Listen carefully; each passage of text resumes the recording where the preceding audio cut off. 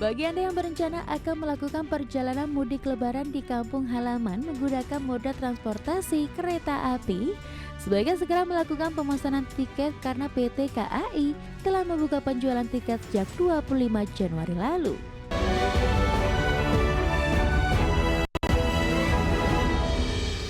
Pemirsa, demi mengakomodir tingginya antusiasme masyarakat yang akan mudik menggunakan moda transportasi kereta api, PT Kereta Api Indonesia Daop 1 Jakarta menyediakan 37.000 tiket kereta angkutan mudik lebaran per hari.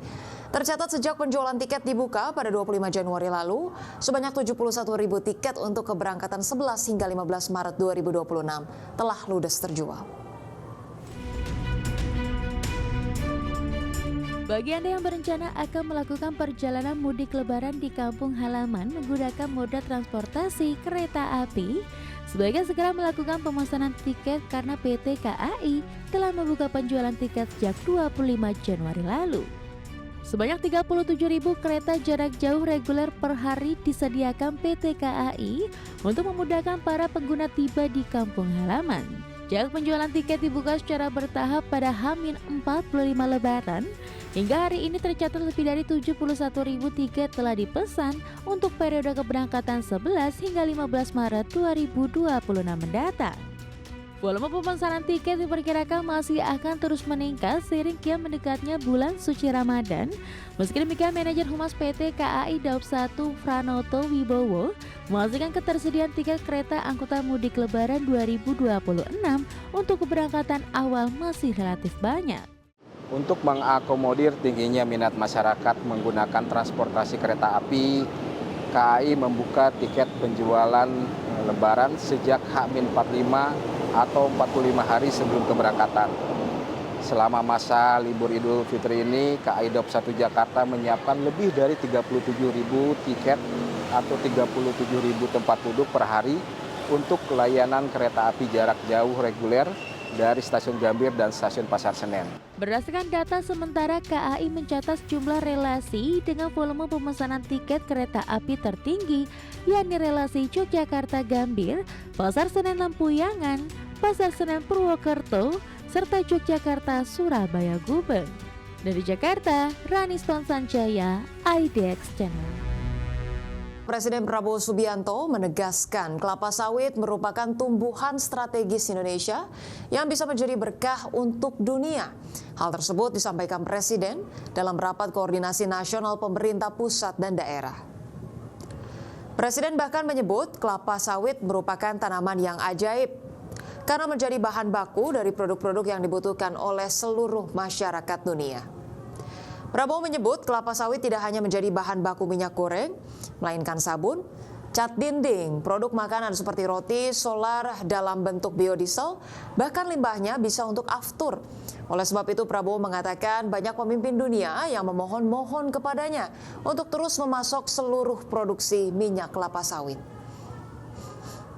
Kenapa kelapa sawit? Bagi saya katakan itu miracle crop. It is a miracle crop. Ada kelompok nyinyir, kenapa kelapa sawit? Ya kan? Loh, Prabowo mau bikin kelapa sawit.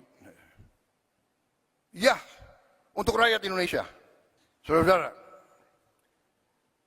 Tapi yang lebih utama kelapa sawit, dari kelapa sawit, kita bisa bikin solar.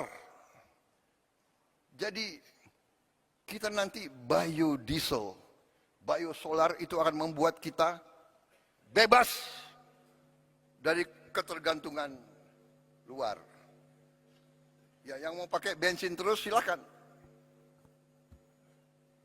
Ya, orang kaya bayar aja, nggak apa-apa, harga dunia. Tapi rakyat kita bisa hidup dengan solar. Pesawat terbang, aftur. Kita nanti produsen aftur, bisa yang terbesar di dunia. Aftur. Bahkan saudara-saudara, limbahnya kelapa sawit, jelantah itu bahan untuk aftur. Pemirsa, Presiden Amerika Serikat Donald Trump optimis mampu mencapai kesepakatan dengan Iran meski armada tempur Amerika Serikat tengah bersiaga untuk menyerang Iran. Pemirsa, Trump menegaskan belum ada langkah signifikan yang akan diambil oleh Amerika Serikat terhadap Iran untuk saat ini. Presiden Amerika Serikat Donald Trump optimistis akan mencapai kesepakatan dengan Iran. Optimisme tersebut mengemuka meski pemimpin tertinggi Republik Islam Iran Ayatollah Ali Khamenei memperingatkan bahwa setiap serangan Amerika Serikat akan memicu perang regional. Pernyataan Trump muncul di tengah meningkatnya ketegangan di Iran setelah otoritas Iran menindak keras demonstrasi anti pemerintah yang mencapai puncaknya bulan lalu. Menyusul perkembangan tersebut, Trump mengancam akan mengambil langkah militer dan memerintahkan pengiriman satu grup kapal induk ke kawasan Timur Tengah. Adapun penilaian terbaru intelijen Amerika Serikat dan Israel menyimpulkan bahwa program nuklir Iran saat ini belum menimbulkan ancaman langsung bagi keamanan Amerika Serikat. Trump pun menegaskan belum akan melakukan langkah signifikan apapun terhadap Iran untuk saat ini. Those secondary tariffs on countries doing business with Iran. We haven't seen those yet. What are you holding off on?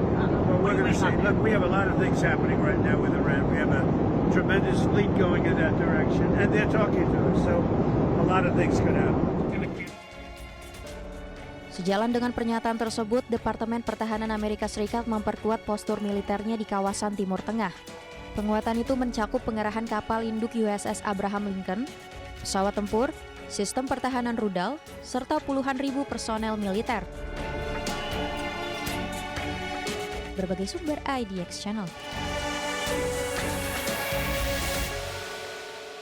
Pemirsa, Sekretaris Jenderal PBB Antonio Guterres memperingatkan bahwa badan dunia tersebut tengah berada di ambang kehancuran finansial dan terancam kehabisan dana pada Juli 2026. Krisis ini dipicu oleh melonjaknya tunggakan iuran negara anggota yang kini menembus angka 1,6 miliar dolar Amerika Serikat.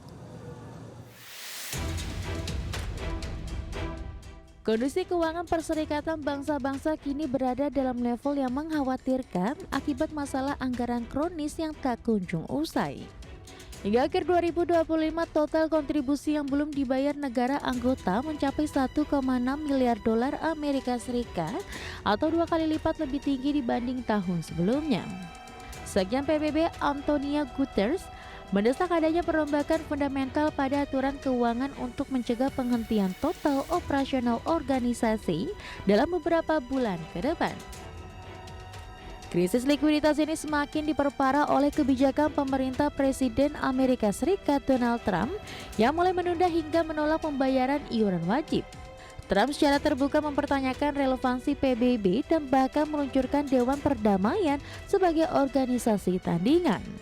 Tekanan dari Washington ini memaksa PBB melakukan langkah darurat mulai dari pembekuan perekrutan staf hingga pemotongan anggaran operasional di berbagai program prioritas global. Meski lebih dari 150 negara anggota telah melunasi kewajibannya, absennya setoran dari sejumlah negara donor utama tetap membuat organisasi rentan terhadap risiko keuangan struktural. Jika solusi pendanaan tidak segera ditemukan, PBB diprediksi tidak akan mampu membiayai misi perdamaian dan bantuan kemanusiaan di seluruh dunia. Guterres menegaskan kehancuran finansial ini hanya bisa dihindari jika seluruh negara anggota menghormati komitmen iuran mereka secara penuh dan tepat waktu. Berbagai sumber IDX Channel.